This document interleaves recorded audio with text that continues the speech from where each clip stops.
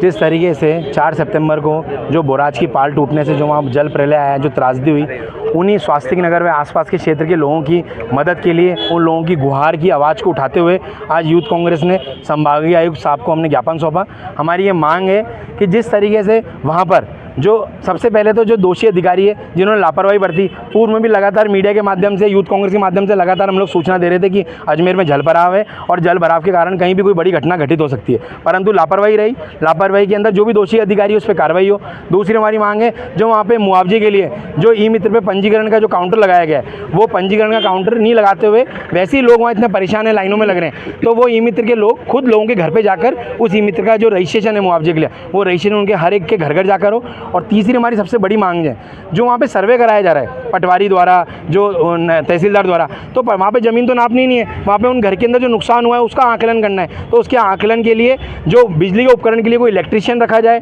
वहाँ पर जो उनकी गाड़ी घोड़े खराब हुए हैं उसके लिए कोई मैकेनिकल आदमी वहाँ रखा जाए, और तीसरा कोई सिविल का इंजीनियर रखा जाए। इन तीनों के द्वारा वहाँ पर उनके घर का आकलन किया जाए कि इनके घर में सच में कितना नुकसान हुआ है, कौन सी चीज़ मरम्मत हो सकती है और कौन सी चीज़ बिल्कुल ख़त्म हो चुकी है। उस आकलन के बाद में ही हर परिवार का जो मुआवजा है वो तय किया जाना चाहिए। ये हमारी 3 सूत्री मांग थी। अभी पुलिस के साथ बहस हुई, क्या पुलिस के साथ में हम आज यूथ कांग्रेस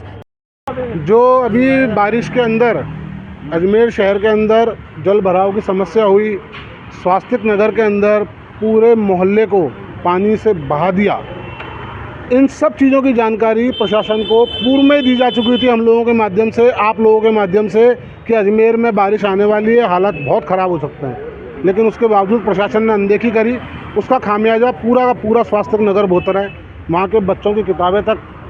पानी के अंदर बह गई, लोग बागों के पास में खाने का राशन तक नहीं है। तो हम लोगों ने संभागीय आयुक्त साहब से मिलकर के मांग करी है कि एक तो इन लोगों की जो मुआवजे की राशि है तय करने के लिए उचित आदमी लगाए जाएं, और जो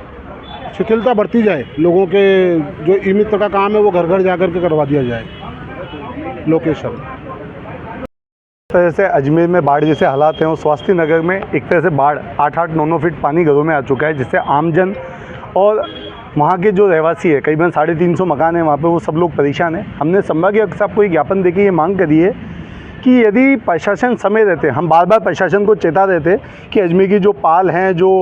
वो डैमेज हो रही है, लेकिन प्रशासन ने कोई ध्यान नहीं दिया। अब आप देखिए कि ऊँट के मुंह में जीरे वाली कहावत है, जिसका टीवी ख़राब हो गया उस आदमी को ये कह रहे हैं कि साहब 1000 रुपये ले लेंगे, जिसका पूरा टीवी डैमेज हो गया, जिसका वॉशिंग मशीन का हो गया, उसको कह रहे हैं 2000 रुपये ले लेंगे। केवल खाना पूर्ति चल रही है। उप मुख्यमंत्री जी आई और हवाई फायर करके चली गई। मतलब धरातल पर बीजेपी का कोई भी नेता केवल राहत नहीं कर रहा, केवल हवाई वादे कर रहा है, कागजों में इनकी कलम चल रही। हम ये मांग करते हैं जो लोगों का नुकसान हुआ, जिनकी कार डैमेज हुई, तो इलेक्ट्रीशियन को बुला के